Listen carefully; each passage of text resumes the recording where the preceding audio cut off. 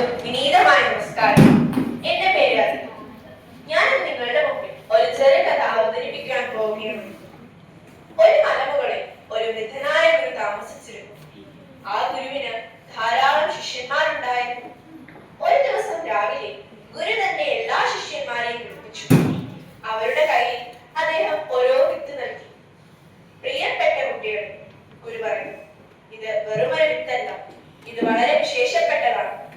നിങ്ങൾ ഇത് ഏറ്റവും മികച്ച രീതിയിൽ പരിപാലിച്ച് അതിനെ വളർത്തി ഒരാഴ്ച കഴിഞ്ഞ് എനിക്ക് തിരികെ കൊണ്ടുവരണം.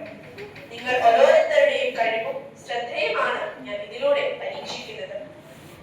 ശിഷ്യന്മാർ സന്തോഷത്തോടെ വിത്തുകളുമായി പോയി. എല്ലാവരും അവരവരുടെ വീടുകളിൽ ചെന്ന് ആ വിത്തുകൾ മനോഹരമായ ചട്ടികളിൽ കണ്ടു. ദിവസവും വെള്ളമൊഴിച്ചും സൂര്യപ്രകാശം ഏൽപ്പിച്ചും ശ്രദ്ധിച്ചു. ഒരാഴ്ച കഴിഞ്ഞു. ശിഷ്യന്മാർ എല്ലാവരും തങ്ങളുടെ ചട്ടികളുമായി ഗുരുവിന്റെ അടുത്തേക്ക് വന്നു. ചിലരുടെ ചട്ടികളിൽ വലിയ തൈകൾ വളർന്നു നിന്നു, ചിലർ ചെറിയ ഇലകൾ മാത്രം വന്നു. എല്ലാവരും സന്തോഷത്തോടെ തങ്ങളുടെ കഠിനാധ്വാനം ഗുരുവിനെ കാണിച്ചു.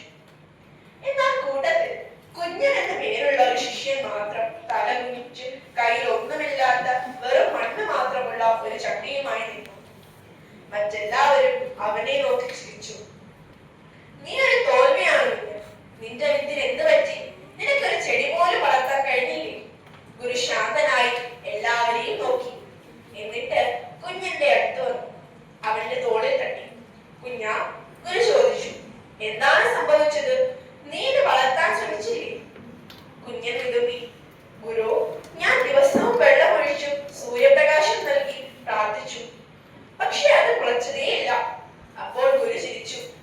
അദ്ദേഹം എല്ലാവരോടുമായി പറഞ്ഞു, പ്രിയപ്പെട്ടവരെ, സത്യത്തിൽ ഞാൻ നിങ്ങൾക്ക് ഏവർക്കും നൽകിയത് തിളച്ച വെള്ളത്തിൽ പുഴുങ്ങിയ വിത്തുകളായിരുന്നു. അവ ഒരിക്കലും മുളയ്ക്കുകയില്ല.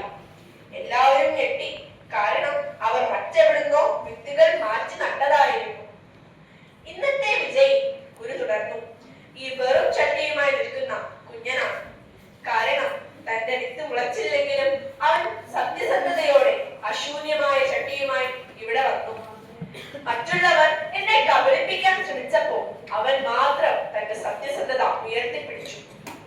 കൂട്ടുകാരെ, നമ്മുടെ ജീവിതത്തിൽ ചിലപ്പോൾ മറ്റുള്ളവർ നമ്മേക്കാൾ വേഗത്തിൽ വളരുന്നതായി തോന്നാം.